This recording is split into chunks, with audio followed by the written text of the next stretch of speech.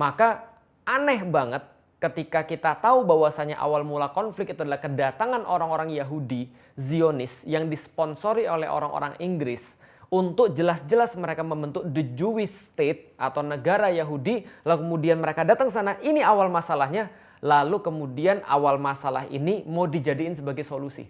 Jadi solusinya adalah kasih wilayah kepada orang-orang Yahudi. Ini aneh banget, ini parah banget. Lalu kita lihat, setelah Inggris, lalu kemudian terbitlah Amerika. Setelah Perang Dunia Kedua, Amerika menang, lalu kemudian Amerika menggantikan Inggris, Liga Bangsa-Bangsa diganti menjadi Persekutuan Bangsa-Bangsa, lalu Persekutuan Bangsa-Bangsa ini lalu kemudian tadi menerbitkan Partition Plan, di mana Amerika merasa bahwa bangsa-bangsa menjadi korban daripada keganasan, daripada orang-orang Eropa, ini harus memiliki satu homeland, satu tempat yang safe, yang aman. Tapi ini juga perlu kita pikirin teman-teman sekalian, coba bayangin ya.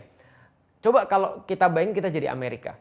Kalau kita jadi Amerika, kita udah lihat nih ada orang-orang Yahudi bermasalah di Eropa, diusirin sama orang, kita nggak tahu juga sebabnya kenapa gitu kan ya. Mungkin sebabnya karena memang mereka waktu itu senyebelin itu menurut orang-orang yang ada di Eropa. Ketika mereka diusir dari sana, lalu kemudian dikasih tempat katanya yang aman untuk orang-orang Yahudi. Ditaruhnya di mana? Palestina. Berarti ada dua kemungkinan tuh. Kemungkinan pertama adalah Amerika jelas-jelas serius mengatakan itu aman.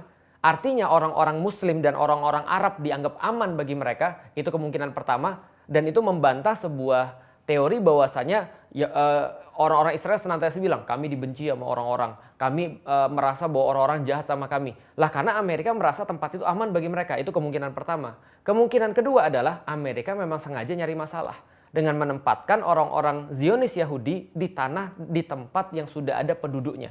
Jadi bukan tanah kosong, di tanah yang sudah ada penduduknya, ngambilin rumah orang, ngambilin tanah orang, ngebunuhin orang. Itu adalah kemungkinan yang kedua. Dan itu juga akhirnya menyebabkan kita untuk yakin bahwasanya ini adalah sebuah sudah disetting sebenarnya. Dari awal memang Amerika yang mengendalikan PBB nggak pernah pengen tanah ini menjadi tanah yang aman bagi orang Yahudi atau menjadi tanah yang nyaman dan damai bagi manusia yang lain. Karena dari awal mereka sudah setting konflik itu.